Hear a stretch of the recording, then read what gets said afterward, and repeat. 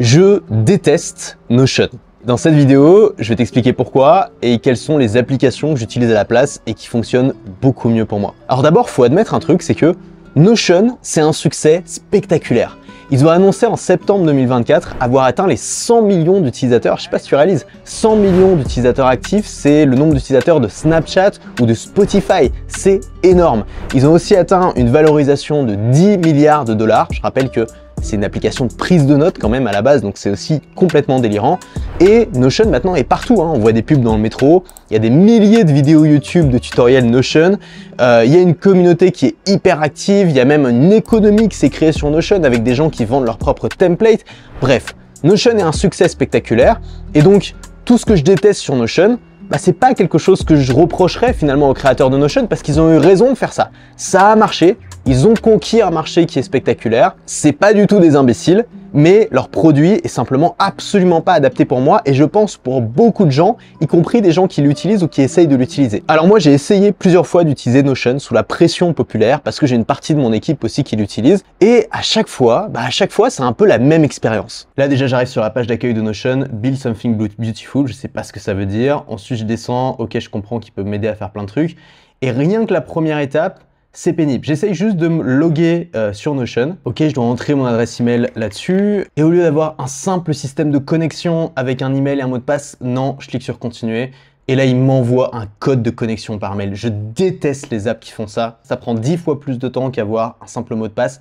Pourquoi vous faites ça? Ça y est, j'ai enfin réussi à me connecter. J'arrive sur une page d'accueil. Déjà, c'est une application de prise de notes. Il n'y a pas besoin de page d'accueil. Je devrais arriver directement dans mes notes. C'est pas grave. J'ai mon calendrier ici. Je sais pas pourquoi. J'ai déjà des tutos. J'ai pas envie en fait de faire des tutos, j'ai juste envie de prendre des notes, donc je clique sur OK, créer une nouvelle page. Donc c'est pas une note, c'est une page.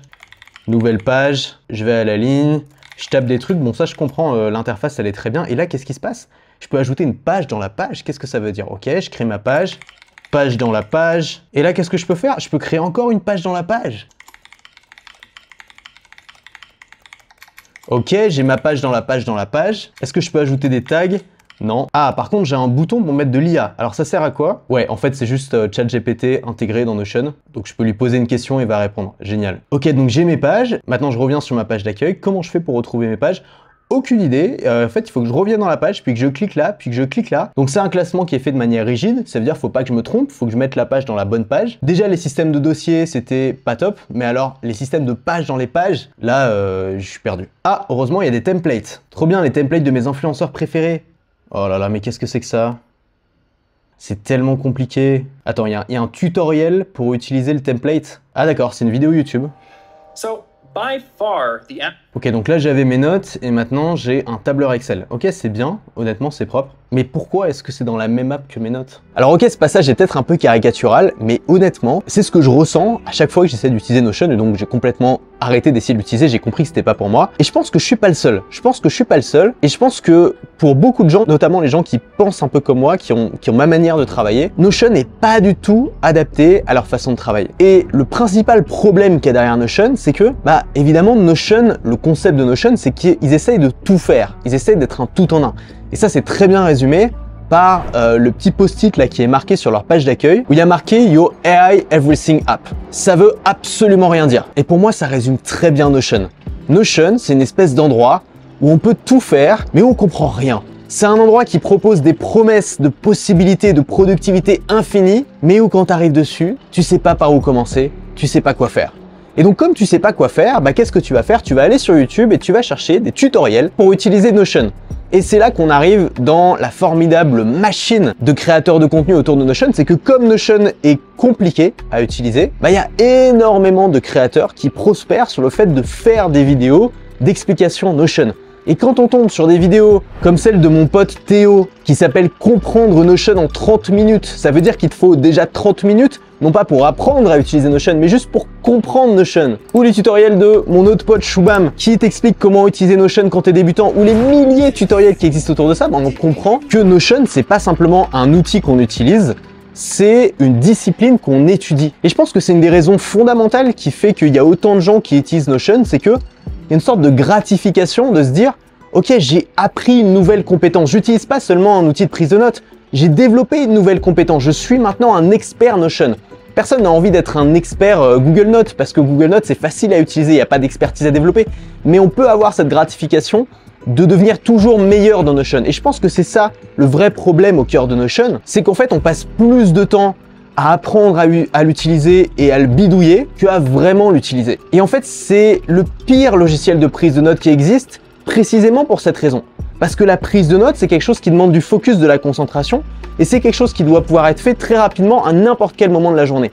Et donc si tu arrives sur Notion, tu es en train de lire un bouquin, tu as une idée intéressante, tu ouvres ton Notion pour noter l'idée, et là tu arrives dans ton système et tu te dis ok, où est-ce que je range cette idée? Tu dois ouvrir une note, puis ouvrir une sous-note, puis en fait tu t'es trompé de wiki, donc tu ouvres encore une troisième note, et puis tu commences à noter ton idée, mais maintenant il faut trouver un titre, et puis il faut trouver une image pour que ce soit bien cohérent avec toutes tes autres notes, et puis il faut mettre un emoji, et puis tu es en train de noter ta note et tu te dis mais en fait mon système il est complètement foireux, voilà quel système j'aurais dû choisir, et donc tu sors de ta note et tu commences à reconstruire ton système, et au final tu as été complètement diverti de ton objectif initial qui était de simplement prendre des notes. C'est un peu comme si tu avais une application de lecture qui te proposait des vidéos YouTube à l'intérieur. T'as pas envie d'un tout en un dans ton app de prise de notes. Tu as envie d'une app qui fait que ça, prendre des notes, et qui le fait simplement, et où il n'y a pas 50 000 trucs à modifier, 50 000 éléments de design que tu peux choisir. Comme ça, tu peux te concentrer sur une chose, et la chose la plus importante qui est prendre ta putain de notes. L'autre gros problème qu'il y a avec Notion, c'est que Notion donne l'illusion de la simplicité.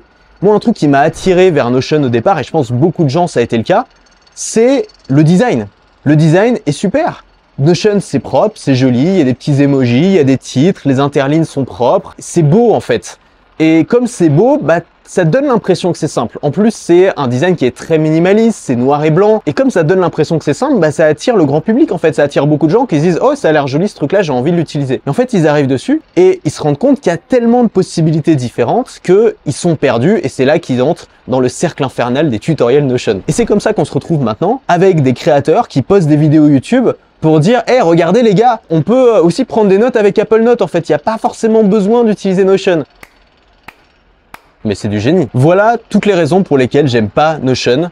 Notion est un tout en un qui remplace des outils qui ne devraient pas être dans un tout en un. Un calendrier devrait pas être connecté avec son outil de prise de notes. Un outil de prise de notes devrait pas être connecté avec ses rappels ou avec un outil de création de documents.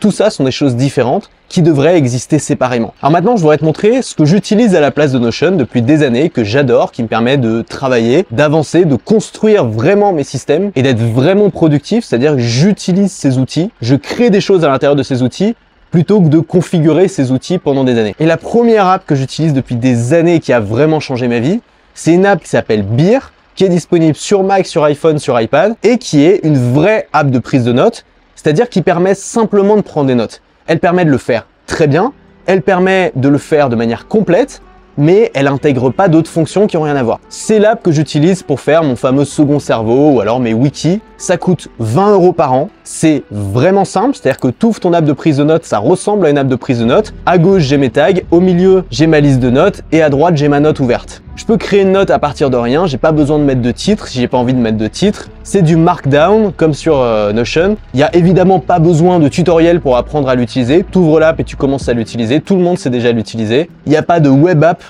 Moi, je déteste les web apps, surtout pour la prise de notes où parfois tu dois prendre des notes dans l'avion, des endroits où tu n'as pas de connexion. Bon, là, c'est dans des vraies applications offline que j'ai sur mon ordinateur et sur mon iPhone. C'est d'ailleurs l'application que j'utilise là pour faire les notes de cette vidéo. Et le système de classement est bien meilleur que sur Notion. Sur Notion, on a un système de dossiers et de sous-dossiers. Donc en fait, une note représente un dossier, ce qui est encore plus confus. Et à l'intérieur de cette note, on peut créer une autre note qui va représenter en fait un autre dossier. Et à l'intérieur de cette autre note, on peut créer encore d'autres notes. Enfin bref, c'est infernal. On ne sait jamais où est-ce qu'on a rangé nos notes. Et surtout, c'est un système qui est rigide. Ça veut dire que si tu as une note qui doit être rangée dans plusieurs cases, par exemple, si j'ai une citation de Tim Ferriss sur la productivité, j'ai envie de le ranger dans 3 catégories. Dans la catégorie citation, dans la catégorie Tim Ferriss et dans la catégorie productivité. Comment je fais sur Notion?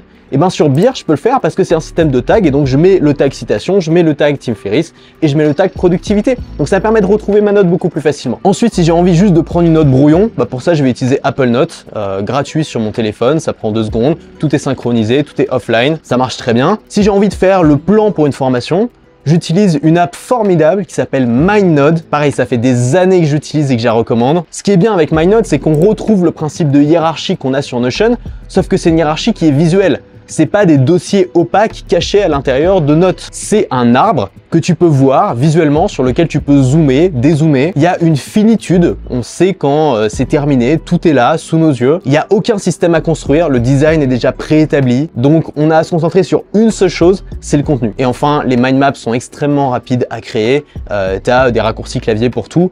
Donc, tu es directement en fait dans ta page en train de créer du contenu, t'as pas de système à créer autour. Ensuite, si j'ai des documents collaboratifs, par exemple, j'ai un spreadsheet qui se remplit automatiquement avec les performances de tous mes derniers emails qui est connecté à Zapier et tout. Bon, bah, j'utilise Google Sheets, hein, ça marche très bien. Google Sheets, Google Docs, c'est pas ce qu'il y a de plus joli, mais en vrai, c'est beaucoup plus simple à utiliser que Notion, encore une fois. C'est collaboratif, c'est compatible avec Zapier, avec toutes les apps d'automatisation, et c'est gratuit. Pourquoi utiliser Notion? Si j'ai des rappels ou des listes d'idées, bah, je vais les mettre dans mon application Rappel, tout simplement, sur mon iPhone. C'est gratuit, c'est instantané, ça peut m'envoyer des notifications. Pareil, c'est beaucoup plus adapté qu'utiliser une sous-fonction d'un gros outil tout en un qui n'est pas fait pour ça de base. Si je veux communiquer avec mon équipe, j'utilise Telegram. Gratuit, extrêmement rapide, instantané, très léger, disponible sur toutes les plateformes. Il n'y a pas mieux. Et pour le calendrier, attention, grosse surprise, suspense, bah, j'utilise Calendrier sur mon iPhone, sur mon Mac. C'est gratuit, ça fait tout ce dont j'ai besoin. Donc en fait, si on résume, c'est quoi les arguments que Notion met en avant? Le premier, c'est que ça va te faire économiser des abonnements sur des apps parce que tu as toutes les fonctions en un. Sauf que, bah, en fait, ça remplace des apps qui sont gratuites pour la plupart. Calendrier, c'est gratuit. Rappel, c'est gratuit. Notes, c'est gratuit. Donc, ouais, super. Sauf que Notion, bah, si tu veux l'utiliser en équipe ou ajouter quelques fonctions, bah, c'est pas gratuit. Donc au final, ça peut te revenir plus cher en fait que d'utiliser 4 ou 5 apps différentes. Le deuxième argument, c'est que c'est simple et élégant, mais en fait, ça c'est juste une façade. Il y a un design qui semble minimaliste, mais derrière, c'est absolument pas simple. Et pour moi, c'est pas non plus élégant parce que l'élégance, c'est aussi dans la structure. Et pour moi, une structure qui est invisible avec des dossiers, des sous-dossiers qui sont cachés à différents endroits, des notes qui peuvent être hébergées dans différents endroits, on n'y comprend rien. Pour moi, c'est pas élégant, c'est juste joli. C'est différent. Notion se vend comme étant rapide à utiliser. Eh ben, je pense pas non plus. Parce que, en fait, tu es toujours tenté de travailler sur ton système, d'améliorer ton système, d'apprendre à créer de meilleurs systèmes, de trouver de nouveaux templates. Et en fait, tout ça, c'est du temps que tu passes pas à travailler, à créer, à produire. Donc, Notion te pompe énormément de temps.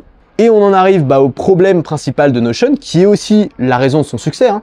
C'est que Notion est un tout en un et que généralement, les tout en un, ça fait tout, mais de manière pas ouf. Notion fait plein de choses, mais Notion est médiocre partout pour moi. Bref, tu l'as compris, Notion n'est pas pour moi. J'ai d'autres outils que j'utilise dans mon business, que j'aime beaucoup. Certains, j'utilise depuis des années. Certains m'ont rapporté beaucoup d'argent. Et certains sont un plaisir à utiliser. Et tous ces outils, je les ai rassemblés dans une liste. Une liste d'outils simples, puissants et spécialisés qui peuvent t'aider si tu as un petit business à gagner du temps, à automatiser tes tâches et à créer quelque chose qui te plaît et qui te ressemble. Tu vas notamment découvrir les outils que j'utilise pour collecter des avis clients automatiquement, pour avoir des stats sur tout mon business, pour traquer mon temps de travail, pour créer des jolis liens pour mes vidéos comme les liens que j'ai mis en description, pour créer des sous-titres automatiquement pour mes shorts et des tas d'autres outils que j'utilise au quotidien. Cette liste, tu peux la télécharger gratuitement en cliquant sur le premier lien dans la description. Tu laisses ton email et je te l'envoie immédiatement. Dis-moi en commentaire comment tu utilises Notion. Je suis sûr qu'il y a plein de Notion fanboys qui vont venir me corriger en commentaire. N'hésite pas à le faire, je serais ravi de découvrir des trucs sur cet outil que j'ai peut-être pas compris. Et dis-moi aussi en commentaire si toi aussi t'aimes pas ça et quels sont les outils que tu utilises pour le remplacer. J'espère que cette vidéo t'a plu, on se retrouve dans la prochaine.